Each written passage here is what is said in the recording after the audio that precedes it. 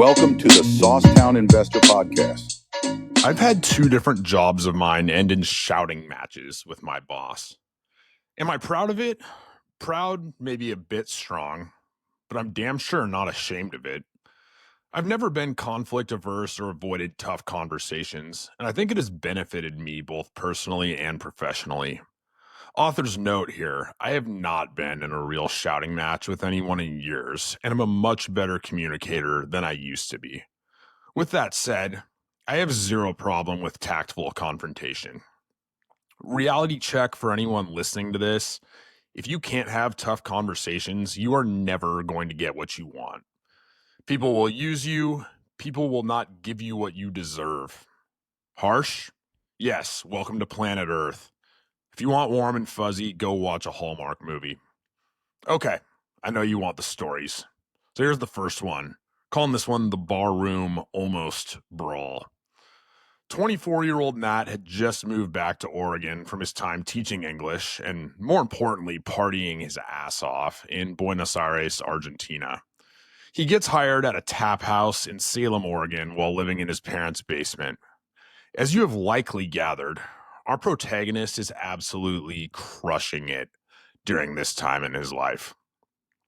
As soon as Matt starts work at the tap house, he and the boss don't exactly hit it off.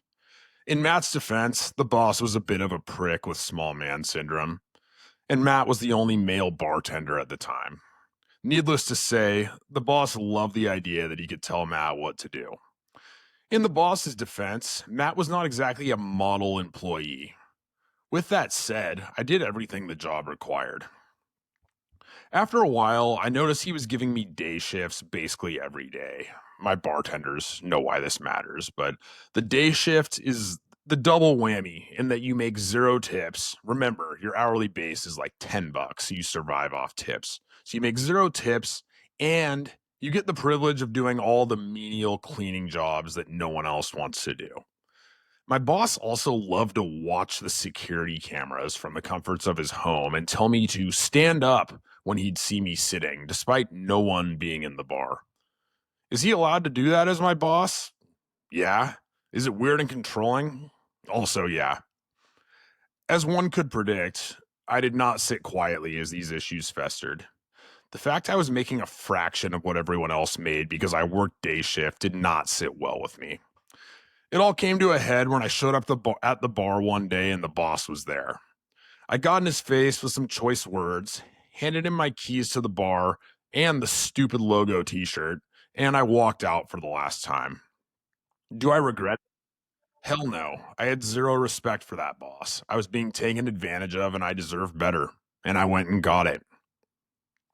Our next story is called the Barber Boulevard Blow Up. This was a job I worked from age 26 to 29. Contrary to our previous story, this is a company where I learned a lot and had a ton of success. I have respect for this boss, and if he's somehow listening to this, I genuinely hope that he's doing well. This was a company of essentially four of us working in a tiny office together, each of us stationed at our laptops within mere feet of each other. After another week of closing deals, by the way, no fake modesty here, I killed it at this job. I headed home to enjoy my Friday, likely with a late night at White Owl Jones or another Portland, Oregon staple. My Portland people know the shout outs to White Owl and Jones. Saturday morning, I wake up to a 3 or 4 sentence email from my boss. It basically amounts to, you are making too much money here, and effective Monday, you will be on this new pay plan. Hey guys, we're taking a quick break, but before we get back into it, if you're enjoying this episode, make sure to like, share, and subscribe. It really helps us to keep bringing you more valuable content. And if you're on Apple Podcasts or Spotify, don't forget to leave a review. Please, it makes a huge difference. All right, let's get back to it. After doing the math, the pay cut was massive, probably 20 to 25%. The email also made mention of the fact that I, quote, made more than Lisa and Tina, these aren't their real names, combined last month. Therefore, it was too much. Funny how Lisa and Tina made 0 sales calls and brought in 0 revenue. God forbid I'd make more than them. I'm pissed beyond all belief. Not only about the pay cut, but because my boss did it via an email when our offices are literally 3 feet apart and we see each other every day. In the business, this is sometimes referred to as a bitch move. I bite my tongue and write a cordial email back about how we can talk more Monday. Monday arrives, and of course, my boss has strategically planned this for a Monday when he's out of town. I admittedly mope my way through Monday and go home. Monday Night Raw has been postponed by a day due to my boss's absence, so I roll into the office Tuesday morning like stone cold doing a ring walk. My boss has arrived before me, and I tell him, we need to talk. Bold way to talk to your boss? Sure, but what's the alternative?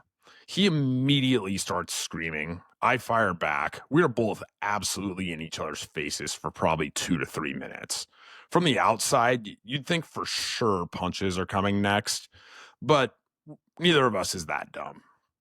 We have a quote unquote talk later, but I think we both know this thing is no longer tenable. He's looking for a foot soldier. I'm looking to get rich.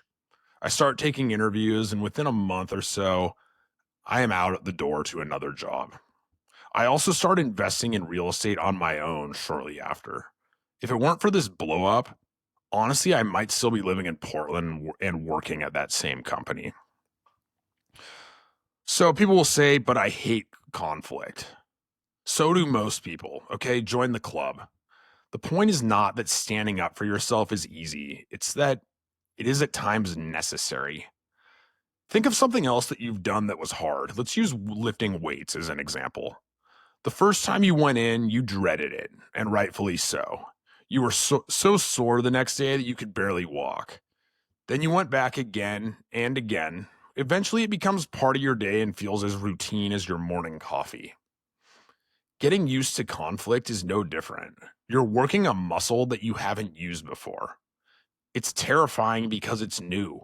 The first time you do it, your heart will be racing. You might even black out, but you sure as hell will feel better after.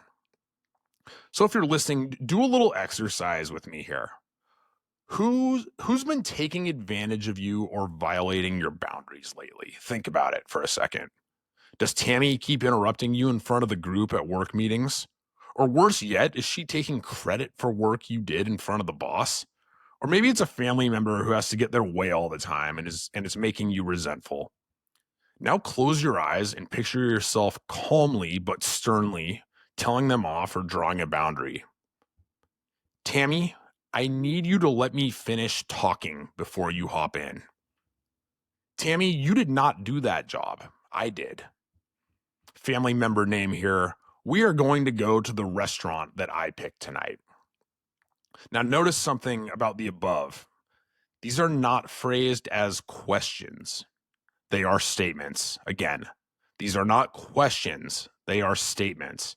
It's not, can you let me finish talking? It's, you need to let me finish talking. So what do you see when you close your eyes and do this? How does it make you feel? Spoiler alert, the result is almost always the same. These people are stopped in their tracks and end up speechless.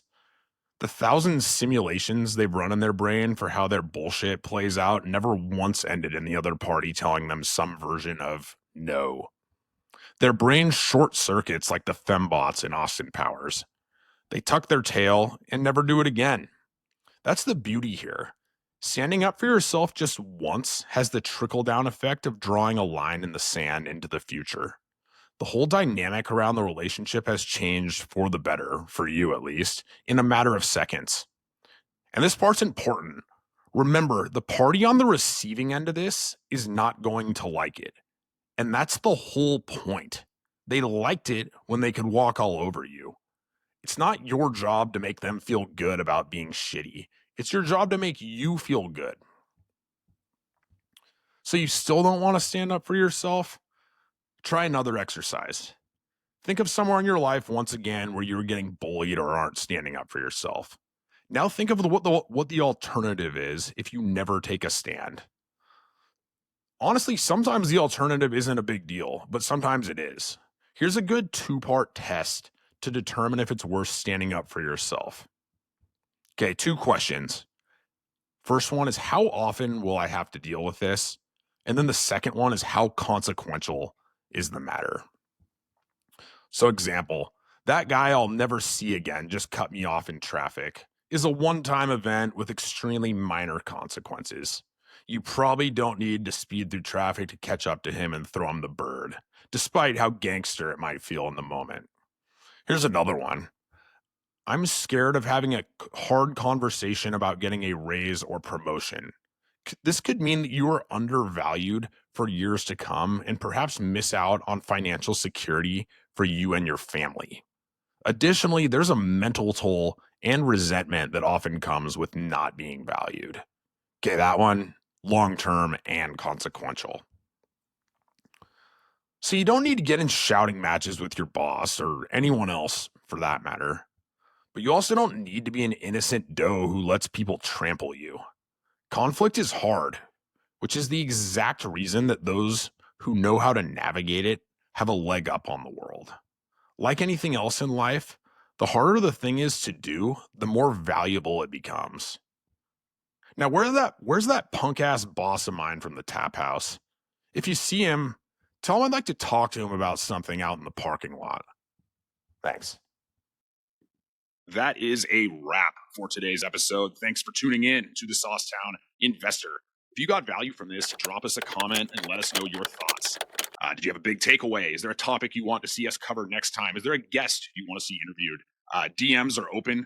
Business is at Saucetown Properties, and my personal, you can DM me personally, is at The Real Matt Cox 4. We'd also like to ask you kindly to please like and subscribe. You can also follow along with the Saucetown Investor blog. That's mattcox444.substack.com. Thanks again, guys, and until next time, keep investing and stay saucy, Saucetown.